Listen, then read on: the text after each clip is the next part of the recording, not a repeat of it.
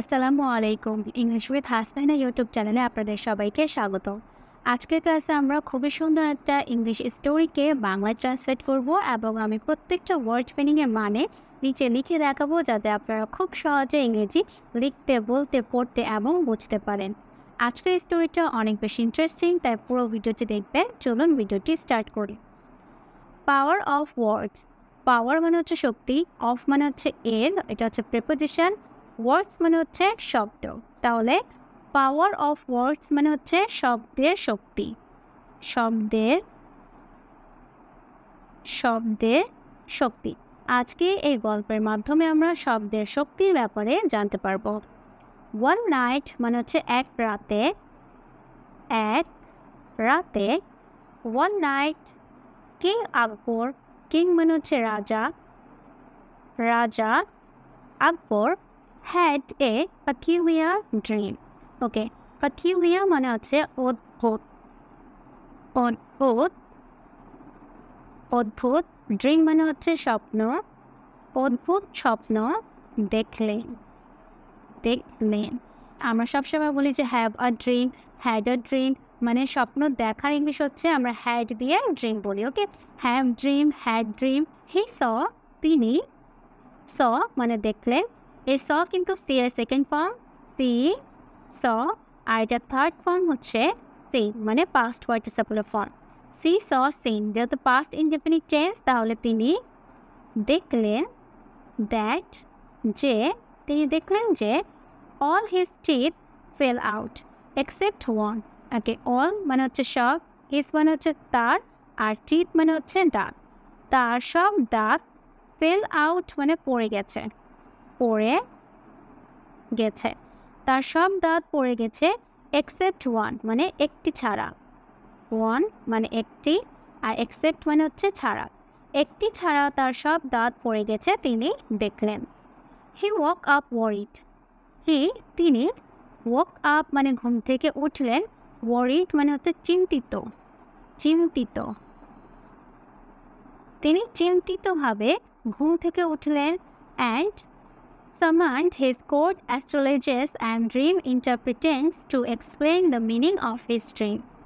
Summoned ডাক দিলেন, his court মানে হচ্ছে তার দরবারে, অ্যাস্ট্রোলজার্স, অ্যাস্ট্রোলজার্স মানে হচ্ছে জ্যোতিষী, জ্যোতিষী। অ্যান্ড ড্রিম মানে হচ্ছে স্বপ্ন।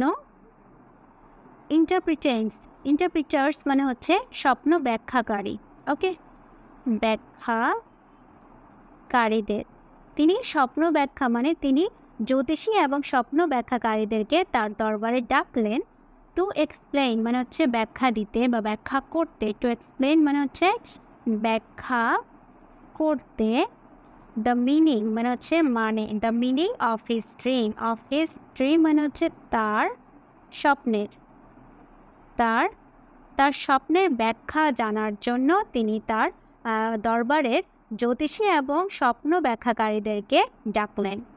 দ্য ফার্স্ট অ্যাস্ট্রোলজার সেট মানে হচ্ছে প্রথম জ্যোতিষী বললেন। অ্যাস্ট্রোলজার মানে হচ্ছে জ্যোতিষী, প্রথম জ্যোতিষী সেট মানে বললেন, this means all your family will die before you. Okay, this means মানে হচ্ছে এর মানে, অল ইউর ফ্যামিলি মানে হচ্ছে আপনার পরিবারের সবাই। ওকে, আপনার পরিবারের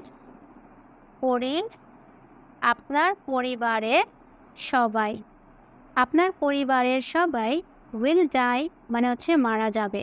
ওকে, ডাই মানে কি মারা যাওয়া, মারা যাবে, যেহেতু এটা ফিউচার টেন্স। উইল ডাই মারা যাবে, বিফোর ইউ মানে হচ্ছে আপনার আগে, বিফোর মানে হচ্ছে আগে, ইউ মানে হচ্ছে আপনার। This means all your family will die before you মানে হচ্ছে এর মানে আপনার পরিবারের সবাই আপনার আগে মারা যাবে। অ্যান্ড এবং ইউ আপনি, you will be left alone, you will be মানে হচ্ছে আপনি থাকবেন, থাকবেন। You will be left alone মানে হচ্ছে একা, আপনি একা থাকবেন। আকবর ফেল্ট মানে অনুভব করলেন, ভ্যারি স্যাড খুবই দুঃখিত, হিয়ারিং দিস, হিয়ারিং দিস মানে হচ্ছে এটি এটি শোনার পর, ওকে, শোনার পর আফটার হিয়ারিং দিস, এটি শোনার পর আকবরের খুব খারাপ লাগলো। ফেল স্যাড মানে হচ্ছে খুব খারাপ, আর ফেল্ট মানে লাগলো, ওকে। আকবরের খুব খারাপ লাগলো, এটা শোনার পর আকবরের খুব খারাপ লাগলো। The second astrologer said the same thing, okay. The second মানে হচ্ছে দ্বিতীয় জ্যোতিষী বললেন, দ্য সেম থিং মানে হচ্ছে একই কথা। আকবর বিকাম ইভেন মোর আপসেট, আকবর বিকেম মানে হয়ে গেলেন, ওকে, হয়ে গেলেন। ইভেন মোর আপসেট মানে হচ্ছে আরও বেশি দুঃখী, আপসেট মানে দুঃখী, তিনি আরও বেশি দুঃখী হয়ে গেলেন। দেন তখন Birbal his clever advisor came forward, okay. তার ক্লেভার মানে হচ্ছে চতুর, ওকে, চতুর উপদেষ্টা কেম ফরওয়ার্ড মানে হচ্ছে এগিয়ে আসা, তাহলে এগিয়ে এলেন, ওকে, এগিয়ে এলেন। হি সেড তিনি বললেন, ইয়োর ম্যাজেস্টি মানে হচ্ছে মহারাজ, your majesty, this dream means, এই স্বপ্নের অর্থ, মিনস মানে অর্থ, এই স্বপ্নের অর্থ, you will live a long life মানে আপনি দীর্ঘজীবী হবেন, আপনি দীর্ঘজীবী হবেন।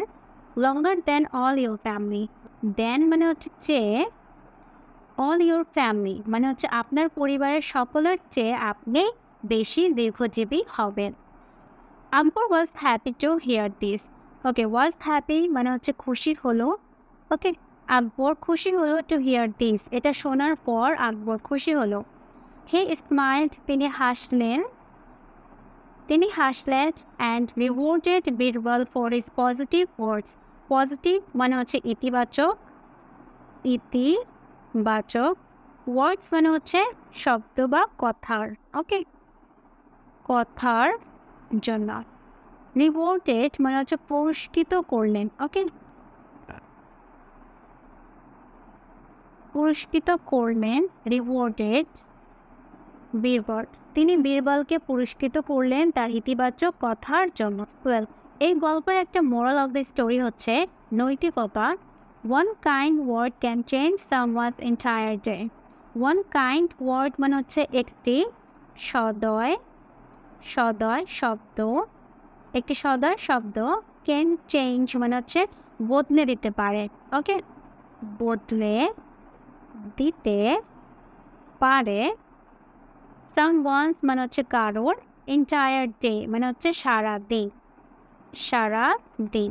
কারোর সারাদিন বদলে দিতে পারে। একটি সদয় শব্দ কারোর সারাদিন বদলে দিতে পারে।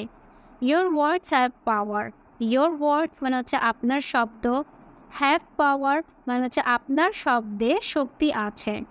Speak words that R kind, loving, positive, uplifting, encouraging and life giving, মানে স্পিক ওয়ার্ডস এমন কথাগুলো বলুন, দ্যাট যেগুলো, আর কাইন্ড মানে হচ্ছে দয়ালু, যা দয়ালু, লাভিং মানে হচ্ছে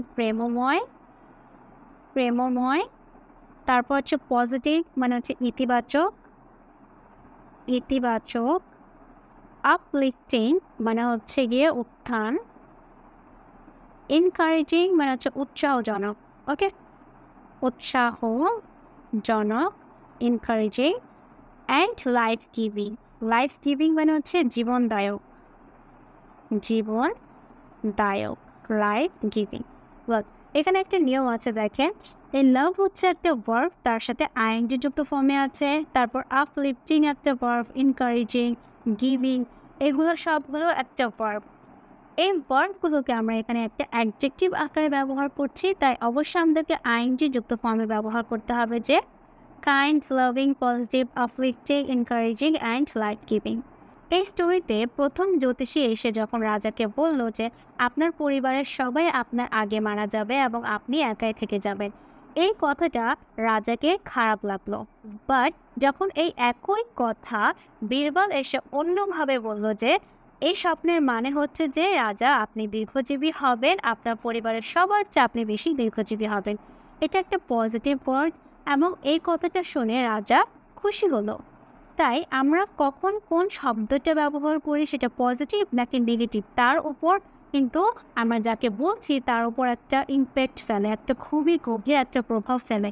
তাই অবশ্যই আমরা যখনই কথা বলবো আমাদেরকে একটা পজিটিভ ওয়ার্ড নিয়ে কথা বলতে হবে, যে ওয়ার্ডগুলো সবসময় kind, loving, positive, uplifting, encouraging and life giving হবে। আশা করছি আজকের ভিডিওটা আপনাদের সবাইকে ভালো লেগেছে। সবাই ভালো থাকবেন। আসসালামু আলাইকুম।